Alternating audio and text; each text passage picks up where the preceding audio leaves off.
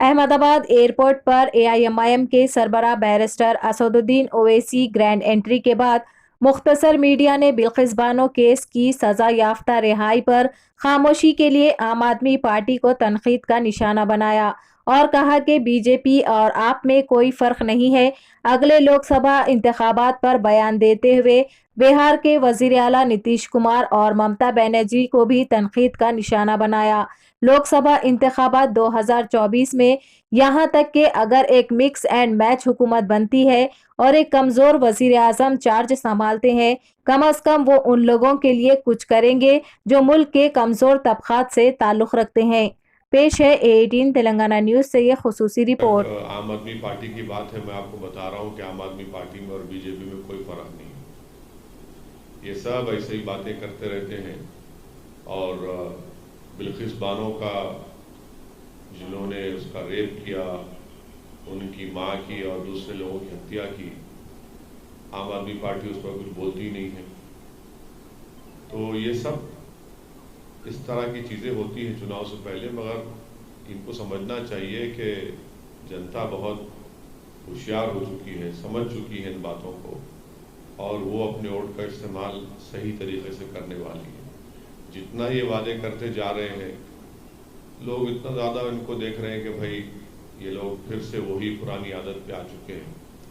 ठीक है, अब आप भी देखेंगे चुनाव में गुजरात के जनता अपना फैसला अच्छा तरीके से सुनाएगी।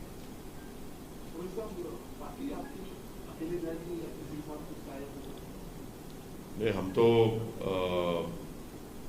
इस सिलसिले में साबर भाई साहब बहुत लोगों से बातचीत कर रहे हैं।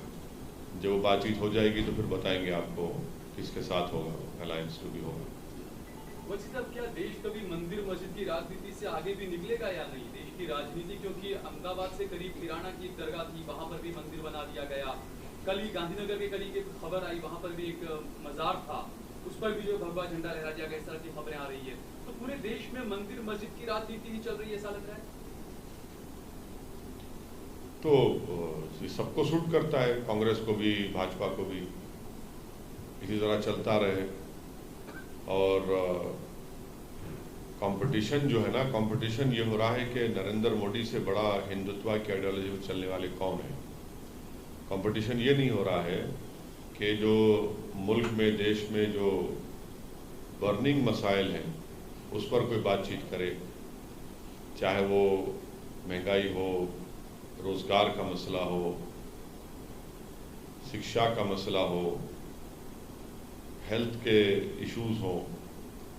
तो ये ऐसा है कि बस एक एजेंडा सेट होता है और फिर उसमें ये लोग सब अपना रोल अदा करते, और माशाल्लाह से आप लोग भी उसमें अपना रोल अदा करते हैं।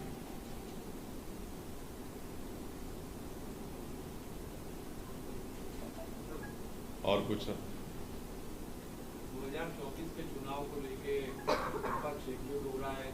नीतीश अपना ग्रुप बना रहे हैं। क्या बना रहे हैं? नीतीश कुमार अपना ग्रुप बना रहे हैं। हाँ, शरद पवार अलग लगे हुए हैं। आप क्या किसके साथ जाएंगे? देखिए, 2024 के लिए नीतीश कुमार का आप नाम लेते हैं, मगर जब गुजरात में जो प्रोग्राम हुआ था 2002 में, उस वक्त तो नीतीश भाजपा के साथ थे। फिर वो बीजेपी के साथ मिलकर बिहार में सरकार बनाए। 2015 में छोड़ दिए,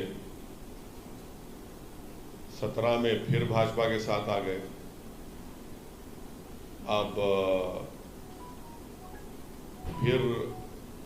अब छोड़ दिए हैं, फिर किसी के और के साथ चले गए हैं। तो ये नीतीश कुमार साहब जॉर्ज साहब से शुरू किए थे, जॉर्ज फर्नांडिस साहब से। ये हो रहा है। और कल बिहार में किसी एक जगह पर दंगा हुआ, गड़बड़ हुई, तो एक 8 साल के मुस्लिम बच्चे को अरेस्ट कर लिए, और एक बीमार जो ऑपरेशन हुआ घर में पड़ा हुआ है उसको भी उठाकर लेकर चले गए।